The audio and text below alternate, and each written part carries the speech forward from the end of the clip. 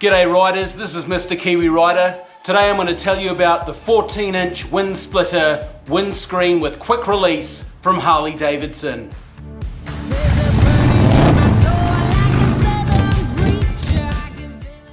This is the 14-inch Wind Splitter Windscreen with quick release by Harley-Davidson. I've been kindly lent this by a good friend of ours, the farmer's wife. She has a street bob also, a beautiful customized street bob called the Red Admiral, and I mentioned that I'd like to try a windscreen and she kindly lent it to me to try it out. On the Harley-Davidson website they say that the Wind Splitter performs like a much larger windscreen. It has a little lip at the top which diverts air up and apparently creates a low pressure behind it. Now, I've ridden my street bob for thousands of kilometers and I haven't used a windscreen. So in some ways I've kind of got used to riding with wind buffeting me, and in some ways I don't really necessarily feel many adverse effects. Perhaps some of the only ones would be, say, at the moment we're in winter and we have a lot of grit on our roads. So things like vehicles in front of me will throw up grit and mud and I'll catch it on my helmet. So perhaps if I have a windscreen, that mud and grit will be diverted along with the wind. I'll be interested to see if I can notice any difference in the way that the air pushes me around. I tried this out yesterday. This quick release clip system is so easy to use. You can put it on and take it off in seconds. So I'm going to show you how that goes on, and then we are going to go out and road test this thing. This is literally the easiest thing to put on. I just have to negotiate around the clutch and brake cables. But once I put it on those forks, lock those clip handles, it's the easiest thing.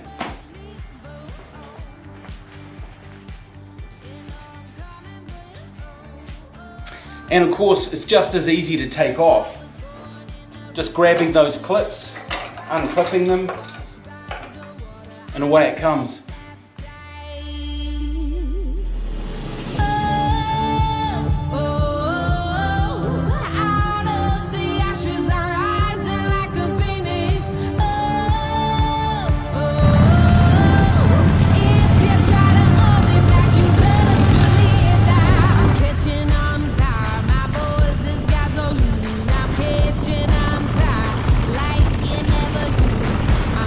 On fire, my voice is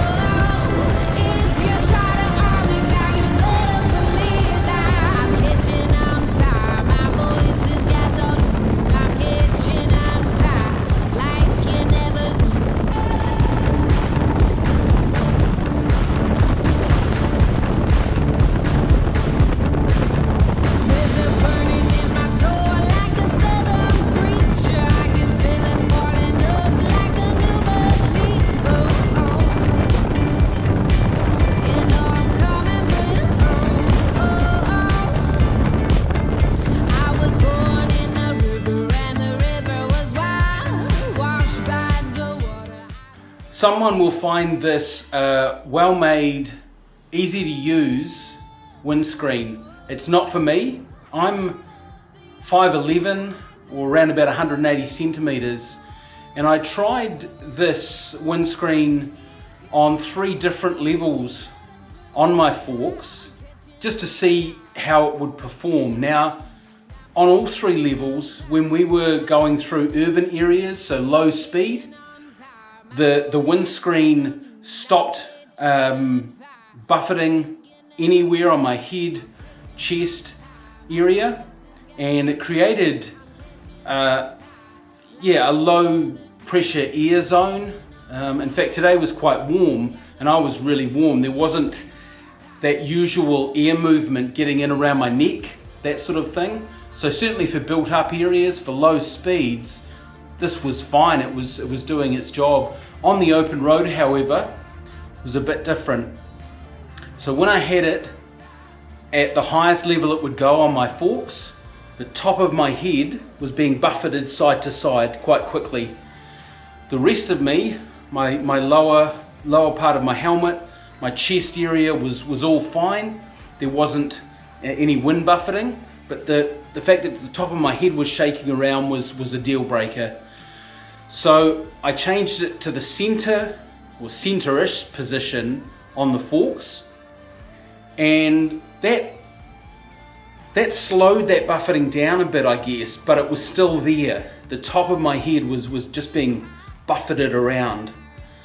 My chest area was again fine. There wasn't that normal wind pressure. And so moving it right down to as far down as it would go on the forks, I then had no protection on my face and head area. It was as though I didn't have a windscreen on, but my chest area was fine. So unfortunately for me, the 14-inch anyway, no position on the forks would allow me perfect comfort, and I don't think I would want to use it on any of those positions, because having it low, I might as well not have it on. Midway, my head's still buffeting around by forced air currents, so air currents that wouldn't normally be hitting me, being created by that windscreen. And having it right at the top, it created that really fast movement, fast buffeting up here, and it was awful in terms of concentration. So really well made, and I'm sure it will definitely suit a purpose for someone who's perhaps a bit shorter than 5'11", a bit shorter than 180 centimeters, but just not for me.